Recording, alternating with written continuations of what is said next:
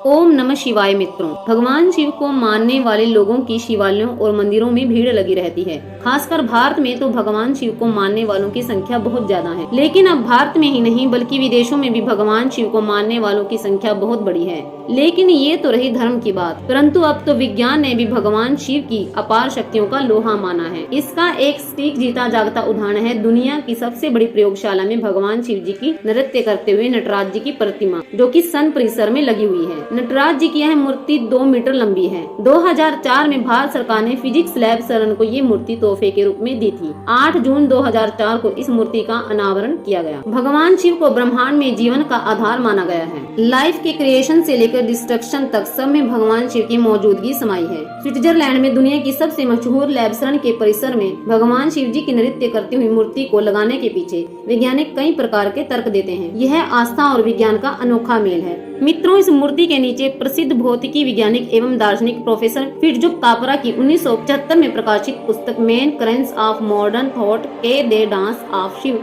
जिसकी 40 संस्करण प्रकाशित हो चुके हैं, उनमें से कुछ लाइनें लिखी हुई हैं, जिसमें उन्होंने जिक्र किया है कि संपूर्ण विश्व का यदि आरंभ हुआ है तो अंत भी है। भगवान शिव के नृत्य करते हुए दाएं हाथ में डमरू सृजनात्मक साउंड अर्थात आरंभ है, तो वहीं बाएं हाथ में अग्नि ज्वाला अर्थात विनाश को और बीच का शरीर जागृत चेतना अर्थात वर्चुअल फोटोन को दर्शाता है। भगवान शिव अर्थात सृजन और रुद्र अर्थात विनाश का प्रतीक है। यहाँ तक कि नासा जैसी विश्व प्रसिद्ध एजेंसी ने तो भगवान शिव के नाम द शिवा प्रोजेक्ट एक आभासी उपकरण में स्पेस फ्लाइट होलोग्राफी चालू किया है, जिसमें ब्रह्मांड में उपस्थित बेहद सूक्ष्म कणों की गुरुत्वाकर्षण शक्ति का अध्ययन किया जाता है।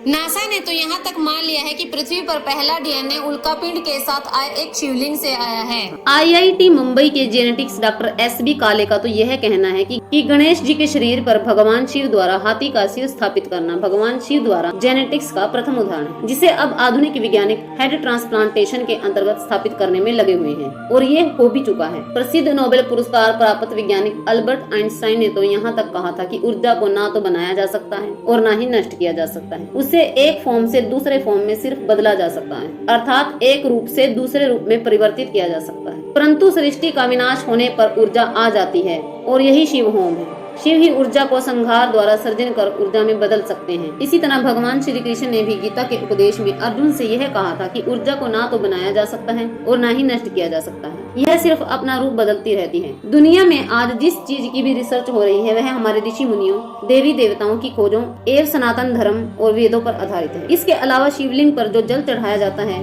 जो कि सभी हिंदुओं और सनातन धर्म भक्तों की आस्था और विश्वास का प्रतीक है, शिवलिंग और भगवान शिव के मंदिर भी हमारे ऋषि मुनियों ने मानव कल्याण के लिए ही स्थापित किए हैं। भारत में ही नहीं बल्कि विदेशों में भी शिवलिंग की पूजा अर्चना की जाती है। शिवलिंग में रेडियम, यूरेनियम, थोरियम आदि प्राकृतिक रूप से पाए जाने वाले रेडियो धर्मी तत्व पाए जाते हैं। भारत में जहाँ जहाँ भी ज्योतिर्लिंग है वहाँ रेडियो एक्टिविटी अधिक पाई जाती है। शिवलिंग को एक तरह का न्यूक्लियर रिएक्टर माना गया है। शिवलिंग के ऊपर जल, दूध, दही, शहद, बेलपत्र चढ़ाने की प्रथा का ये भी उद्देश्य है कि शिवलिंग की रेडियो धर्मिता को ठंडा रखा जा सके। शिवलिंग पर बेलपत्र, दूध, दही, जल आदि शिवलिंग की रेडियो धर्मिता को सोख लेते हैं। और शिवलिंग की परिक्रमा इसीलिए नहीं करने का प्रचलन है कि शिवलिंग पर चढ़ा हुआ जल रेडियो धर्मी अर्थात विकिरण वाला हो जाता है, जो कि हानिकारक हो जाता है। परंतु जब यही जल जलाशयों में जाकर मिलता है तो होम्योपैथिक सिद्धांत के अनुसार लाभदायक हो जाता है। मित्रों, हमारा उद्देश्य किसी की धार्मिक भावनाओं को ठेस पहुंचाना नहीं है, बल्कि विज्ञान की बातों को सामने रखना है। वहीं आध्यात्मिक दृष्टि से देखा जाए तो यदि शिवलिंग पर चढ़ाए हुए जल को 3 बार आचमन करके थोड़ा थोड़ा करके पिया जाए तो इससे शरीर की कायिक, वाचिक और मानसिक तीनों प्रकार की पीड़ाएं नष्ट हो जाती हैं। और ऐसा विद्वेश्वर संहिता के 22वें अध्याय के 18वें श्लोक में लिखा है, जिसे आप इंटरनेट पर सर्च कर सकते हैं। ये तो रही मित्रों धर्म और विज्ञान की बात, लेकिन ये सब एग्जिस्ट करता है तो कहाँ, ऐसा क्या घटित है इस ब्रह्मांड में जिससे ये पता चल सके कि ये सिर्फ बातें नहीं बल्कि सच है। तो आइए हम आपको ऐसी ही ब्रह्मांड और पृथ्वी पर घटने वाली घटनाओं के बारे में बताते हैं, जो यह साबित करती हैं कि भगवान शिव मौजूद हैं। आप सब तो जानते ही हैं कि कैलाश पर्वत एक रहस्यमय पर्वत है।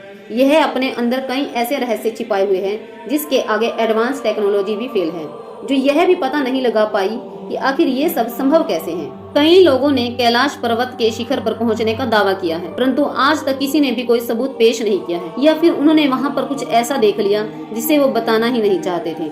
अंतरिक्ष की खोज करने वाली दुनिया की सबसे बड़ी एजेंसी नासा ने एक नई आकृति की खोज की है। नासा ने इसे साउदर्न क्रैब नेबुला का नाम दिया है।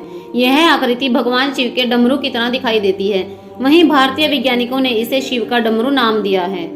अंतरिक्ष विज्ञान के निर्धारित नियमों पर यह प्रमाणित हो गया है कि पृथ्वी से अनेकों प्रकाश वर्ष की दूरी पर स्थित साउदर्न क्रैब नेबुला से न केवल अंतरिक्ष से ध्वनि आ रही है बल्कि कुछ नया उत्पन्न भी हो रहा है, यानी कि सृष्टि का सृजन हो रहा है।